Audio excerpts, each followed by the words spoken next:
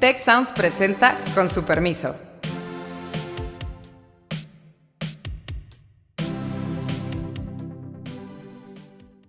Con su permiso, soy Beata Boina y hoy vamos a hablar sobre las mujeres y el 8M, que siempre nos hace recordar el tema de la igualdad de género y el problema que no hemos alcanzado esa igualdad de género ni en el mundo ni en México. Se ha politizado mucho, digamos, desde arriba al movimiento feminista, pero yo creo que pues, es un movimiento que la verdad es que lo que une precisamente es mujeres de diferentes frentes políticos y diferentes ámbitos, diferentes opciones políticas. No se puede atribuir la agenda ni el movimiento a una concordancia con ideologías de derecha o contrarias. Si algo es de izquierda en todos los lugares del mundo, son los movimientos feministas. Nos acompañan hoy Verónica Martínez Estrada, es profesora de Relaciones Internacionales, académica nacional para la Declaración de Alerta de Género. Además, ha hecho muchas cosas relacionadas, obviamente, con la promoción de la igualdad de género, de la política exterior feminista, que nos contará también aquí en este podcast. Así que agradecemos mucho a Verónica que nos acompaña hoy en este podcast, que también tenemos la participación de Carlos Elizondo como el representante, podría decirlo yo de alguna forma irónica, del otro género, pero no es cierto. O sea, los hombres son parte de ese importante debate sobre la igualdad de género y tienen que estar incluidos en ese debate porque de eso se trata también.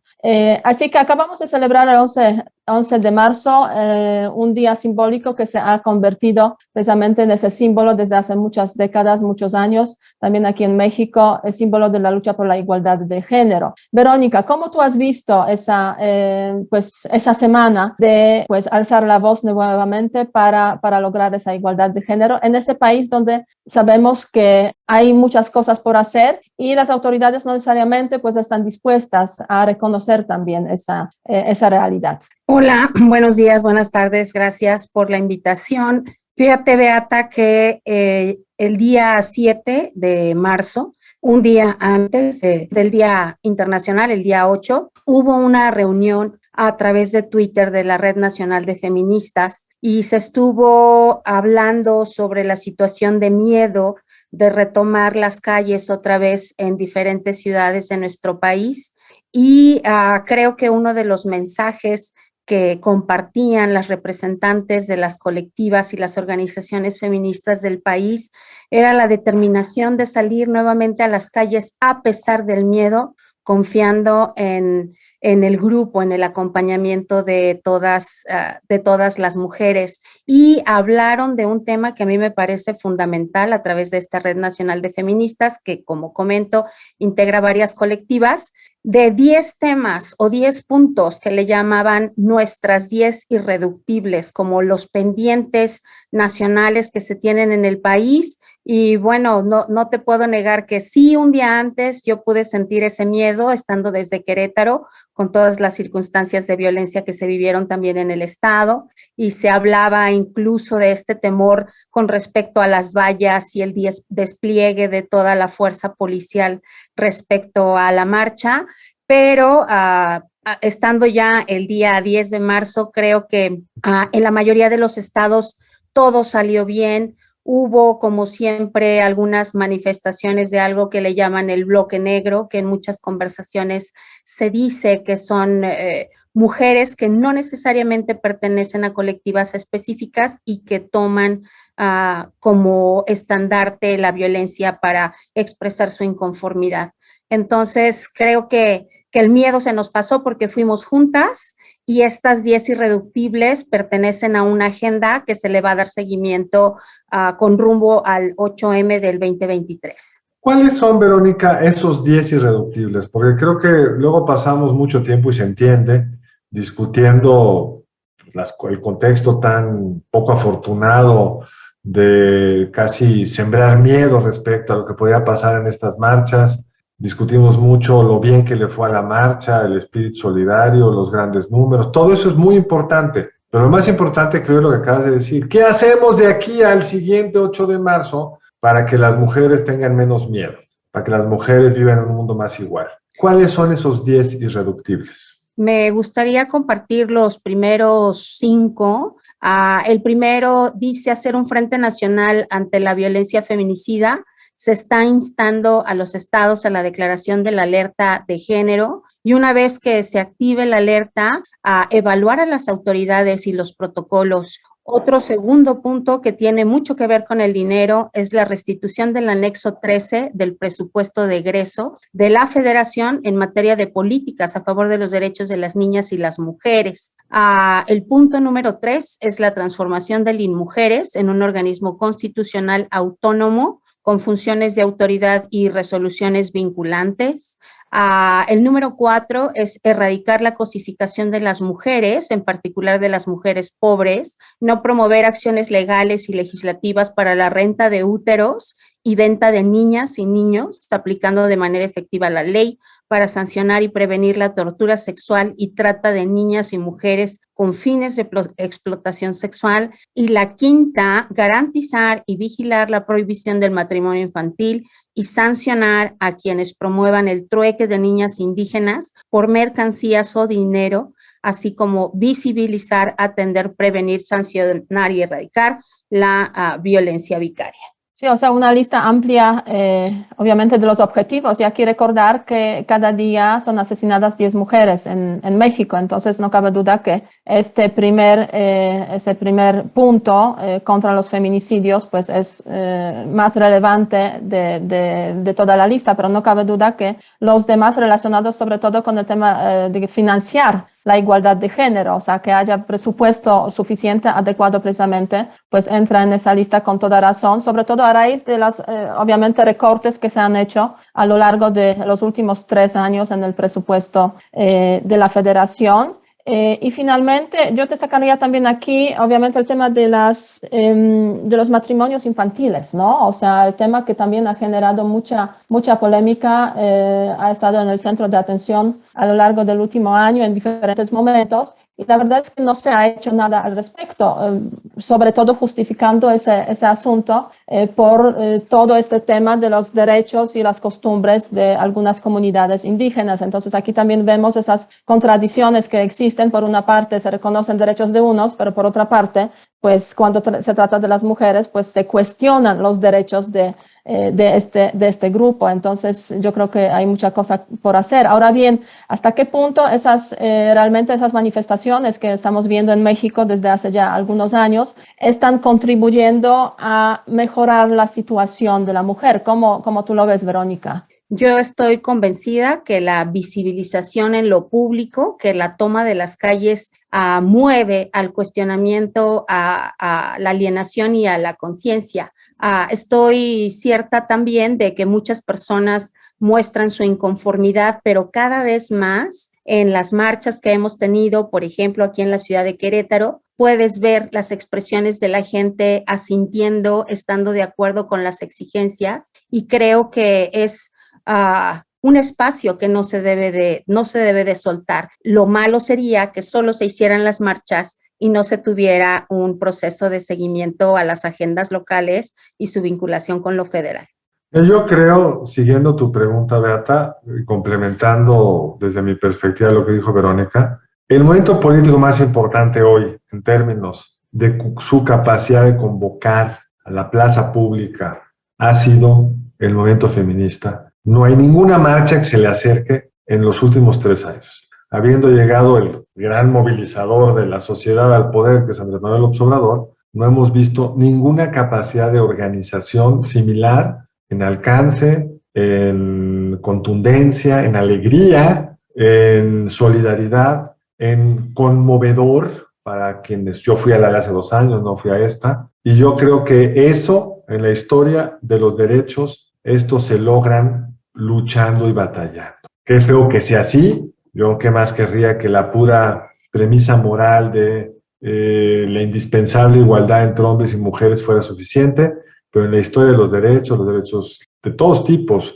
civiles, políticos, sociales, se han ganado a través de movilización política y la construcción de coaliciones amplias que obliguen a los gobiernos a gastar, por ejemplo, más dinero, porque derechos sin dinero no son derechos, es pura retórica. Y en México nos encantan poner cosas en la Constitución y luego olvidar que hay que financiarlas. Entonces, esto de visibilizar el presupuesto de las mujeres en un anexo, que es a lo que te referías, Verónica, para explicarle al público, es bien importante, porque entonces podemos ver transversalmente cuánto se está gastando realmente en los distintos programas que, de distintas lógicas, apoyan a las mujeres. Y lo grave de esta administración es que cada vez se gasta menos, por eso quitaron el anexo, para que no se viera que proyectos muy importantes desde las estancias infantiles, las escuelas a tiempo completo y muchos otros no se está financiando adecuadamente. Entonces, derecho sin dinero no es derecho. Y el segundo tema, que es también bien importante,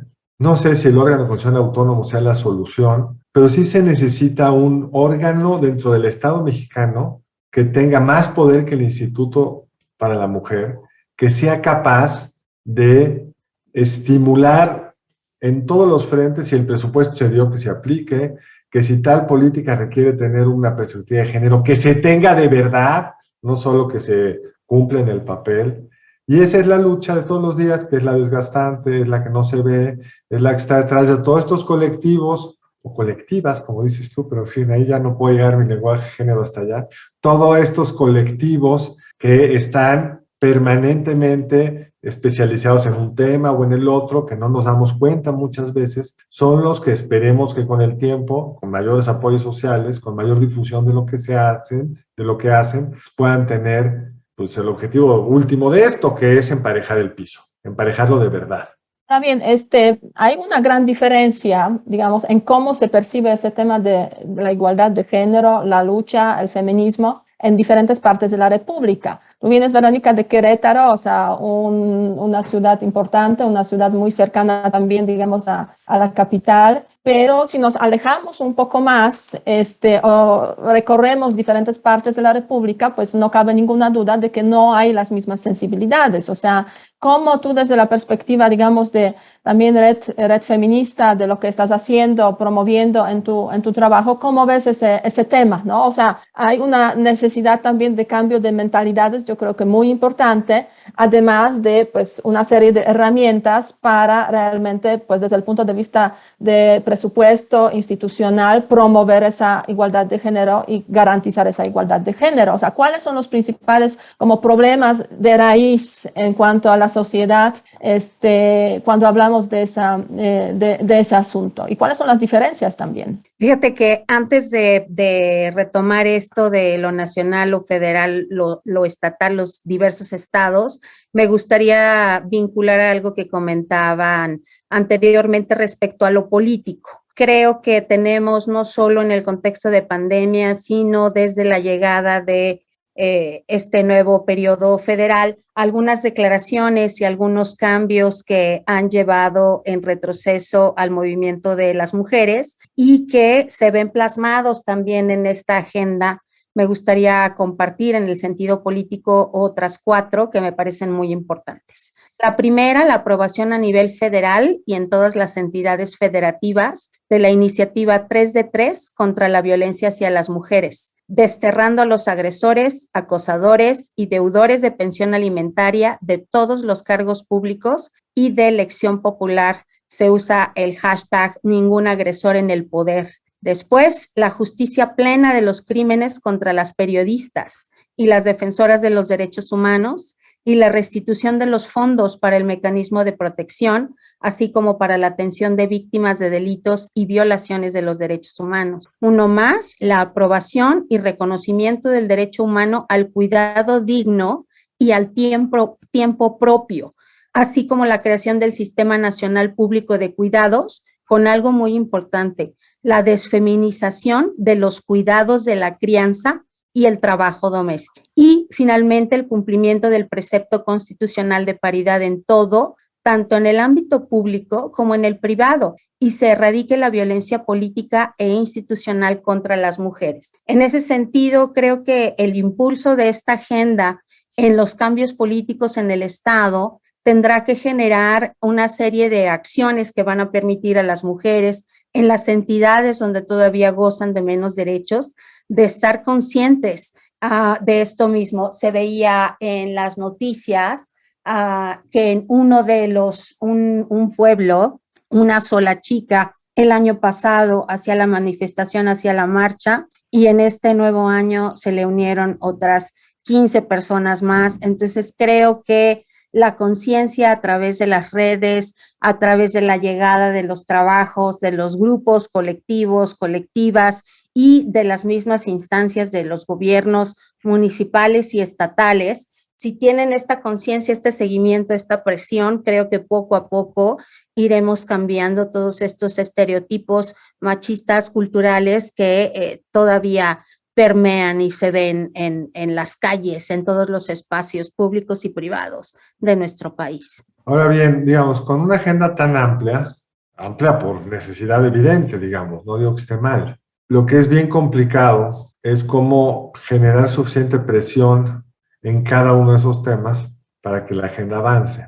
Y muchas veces incluso pues, te obliga a priorizar, te obliga pues, a poner antes la solución de tal problema, antes de resolver algún otro. Si tú tuvieras que decir cuáles son los dos temas que si se resolvieran, pues no se resuelve todo, pero ayudaría más que cualquier otro, ¿cuáles son los dos que te preocuparían más? Fíjate que yo no me atrevería a decir los dos a nivel nacional, porque creo que esta agenda lo que permite es que la organización de mujeres de cada estado pueda definir su prioridad. Por ejemplo, cuando estamos hablando de los matrimonios infantiles o estamos hablando del trueque de niñas indígenas, pues precisamente lo vamos a ubicar mucho más en nuestros estados sureños y tal vez para ellas esa sería la prioridad.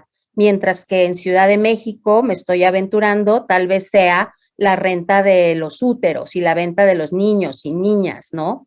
A las cuestiones de la defensa de las defensoras de los derechos humanos. Entonces, creo que no necesariamente en todas las entidades tendrán que cumplirse los 10 puntos de la agenda, sino que las mujeres organizadas de cada estado podrán decidir qué es lo que es prioridad para ellas y en ese sentido ir abonando a la agenda nacional. Y esto fue lo padre de la Red Nacional de Grupos Feministas, es que se está tratando de hacer esta colecta de información a nivel nacional para saber qué está pasando en cada estado y empujar y apoyar las agendas, los intereses de los distintos grupos en las entidades. Entonces, creo que no sé, si yo te digo, por ejemplo, qué sería lo importante en Querétaro, tal vez el cumplimiento de paridad en todo, tal vez el cumplimiento del punto 1 respecto a los feminicidios. En Querétaro empezamos en enero con un primer feminicidio del 2022 y aunque se han hecho avances, todavía falta mucho para que las mujeres podamos tener esta calma de transitar las calles y de estar en todos los espacios. Ese sería mi comentario. A mí me preocupa mucho el comentario que has hecho, Verónica, que estamos retrocediendo. Y ese comentario yo creo que es también crucial para entender pues esa rabia que existe entre muchas mujeres precisamente por la situación que se está viviendo en México. Y efectivamente, hablamos de retroceso, pero ese retroceso se refleja también en los indicadores de brecha de género que conocemos, digamos, que se están realizando esas investigaciones, esos estudios. Hay indicador de brecha de género del Foro Económico Mundial de Davos y justamente no hace mucho salió ese indicador y nos refleja claramente que si quisiéramos conseguir la igualdad de género a nivel global, ya sin entrar en las diferencias regionales, tardaríamos 136 años para lograrlo. Eso es para, digamos, el año 2021. Si vemos el indicador para el año 2020-19, eso serían 100 años. O sea, estamos retrocediendo prácticamente en todas las partes del mundo. Y aquí no cabe ninguna duda que la pandemia pues, ha generado pues, circunstancias muy digamos, difíciles, sobre todo para las mujeres, para que pues ese indicador de brecha de género, pues en vez de irse cerrando, se está abriendo aún más. Eso sin duda la pandemia pues ha tenido su efecto y yo creo que se ha hablado mucho sobre cómo precisamente los encierres en las casas, la crisis económica, pues ha afectado sobre todo a las mujeres, más violencia, por estar ahí en espacios cerrados, menos posibilidades de trabajar, más dificultades en cuanto a atender, digamos, la familia, más labores domésticas, o sea, todo eso pues se ha multiplicado. Y a eso hay que sumar, no cabe ninguna duda, es a la política del gobierno mexicano, que hemos visto que ha ido precisamente en la dirección más bien de mantener, digamos, la situación tradicional de la mujer y su rol tradicional, con ese discurso del rol tradicional de la mujer, más que ir reconociendo pues ciertas realidades que hay que combatir. Mi pregunta es porque al movimiento feminista en general, a todo lo que está ocurriendo en esos últimos tiempos en México, con la lucha por la igualdad de género, pues se le ha acusado también de que tiene como intenciones políticas, que está muy conectado con la oposición. Ha habido como esos discursos de acusaciones de que está promovido por los partidos políticos, etcétera. ¿Cómo tú ves esa situación? O sea, porque yo creo que es una pregunta que en ese contexto hay que hacerla también. Se ha politizado mucho, digamos, desde arriba al movimiento feminista, pero yo creo que pues es un movimiento que la verdad es que lo que une precisamente es mujeres de diferentes frentes políticos y diferentes ámbitos, diferentes opciones políticas incluso. Sí, definitivamente. Creo que el pensar que el movimiento de las mujeres, incluidas las feministas y todos los feminismos, es un movimiento conservador que está en contra de un proyecto nacional, es no entender el surgimiento de todas estas necesidades desde hace cientos de años. Todos los avances que se han logrado por las mujeres en los diferentes países, en nuestro propio país, han bandeado en las corrientes políticas y en las corrientes ideológicas. Hay mujeres de todos los grupos parlamentarios, incluso en algunas de las comisiones precisamente para el avance político de las mujeres, hubo una organización muy importante de todos los grupos partidistas en el Senado, en la Cámara de Diputados, anteriores sobre todo a este periodo presidencial, pero creo que definitivamente no se puede atribuir la agenda ni el movimiento a una concordancia con ideologías de derecha o contrarias. Es completamente absurdo, la verdad. Hay que ser, yo soy mucho más crítico de esa posición. Si algo es de izquierda en todos los lugares del mundo, son los movimientos feministas. ¿Por qué? Pues que su agenda va contra una estructura social conservadora, el patriarcado, con una serie de manifestaciones legales y jurídicas, legales y políticas que favorecen el tráfico de mujeres, que restringen el derecho de la mujer a la libre determinación de su cuerpo, etcétera, etcétera, etcétera. Es de las cosas más absurdas que yo he oído. No creo que haya ni que explicarlo mucho. Y creo además que se hace un enorme error el presidente siendo esto, porque las mujeres fueron sus aliadas, mujeres mucho decir, los movimientos feministas fueron sus aliadas a llegar al poder, porque el grueso de estos movimientos se definen como de izquierda, estaban en contra de las decisiones de gobiernos anteriores, a lo mejor ahora los extrañan en algunos temas, pero estaban en contra de gobiernos anteriores. Y el movimiento del 8 de marzo se hubiera dado si el gobierno fuera panista, priista o comunista, porque no tiene que ver con quién está en el poder, tiene que ver con agendas específicas que tienen toda la razón para demandarlas. Ahora, ¿que es un movimiento político? Pues sí, es un movimiento político, como fue un movimiento político la lucha de AMLO por llegar al poder, pues porque todo lo que afecta a lo político es un mundo político, y que al presidente no le gusta que le